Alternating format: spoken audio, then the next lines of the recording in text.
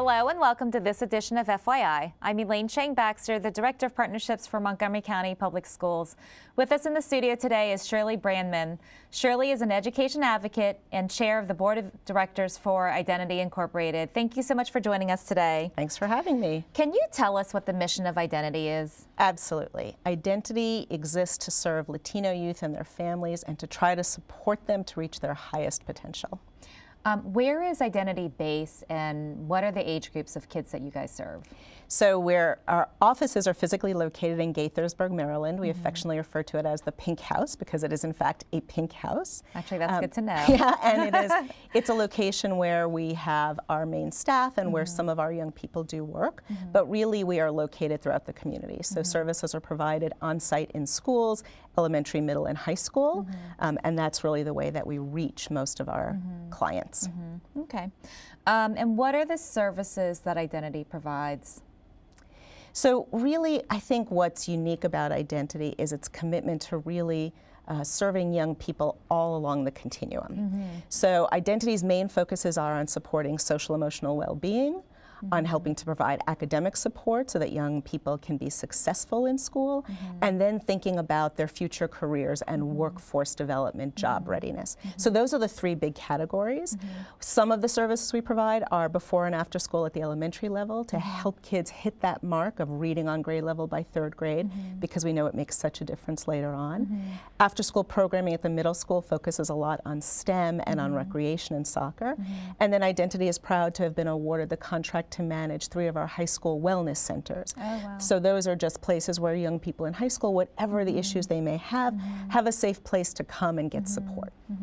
And I know that Identity also is a safe place for parents to ask questions and ask for help. So can you talk about what are some ways in which you guys support parents? Absolutely. And interestingly, recently we've really recognized that we need to do more to support parents to raise their own voices.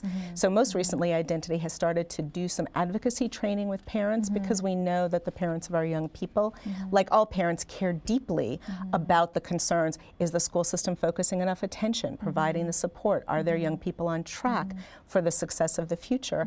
But they often have sometimes cultural barriers, sometimes language barriers that make them shy of coming in and advocating on behalf of their young people. So that's an important part. We also are very focused on the fact that it is in the trauma sometimes of family separation. That's a very common story for immigrant youth.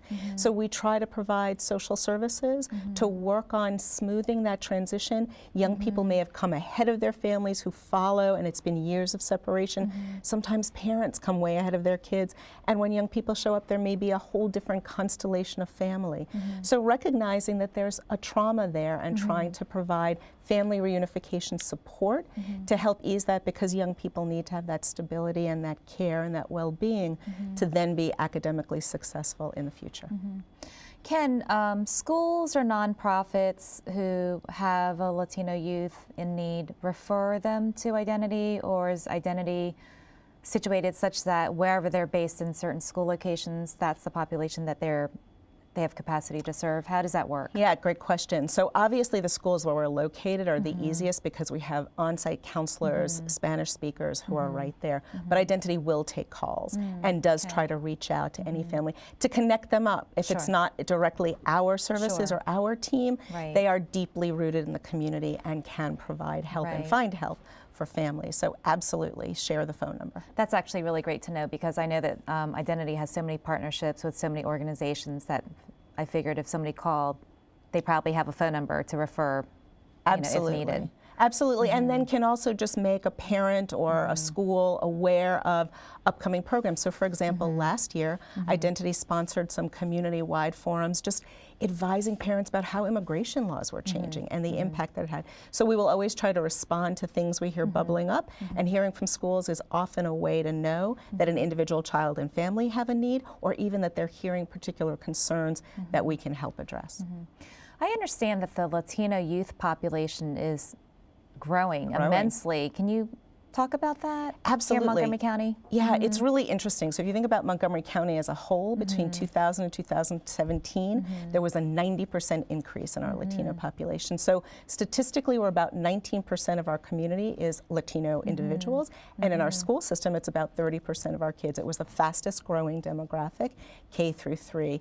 And the reason I think that's important to understand is because when we think about investing in the well-being and success of these young people, that is an investment in the future of our county, because they are our future. Right. So when we talk about biggest challenges affecting our youth, what would you say is one, investing in giving them the foundation that they need? Yes.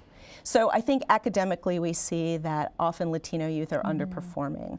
We have students who are not reading on grade level by 3rd grade, and that needs to be a big focus. We're also seeing an increase in dropout rates for Latino youth, and that's worrying because it's against national trends.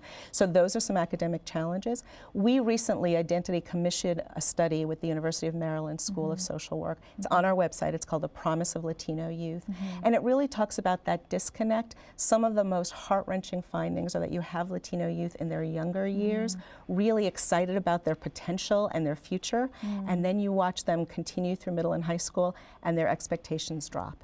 And so that mismatch between their expectations and the reality, and filling that gap by giving them the support and making them ready to be successful is really critical for all of us. And you guys have found through that research strategies to better support students so that they're not as disengaged or disconnected? Absolutely, and I think the key is to recognize that focusing on supporting students' social and emotional well-being is critical. Students are really just not available to learn when they are suffering from trauma.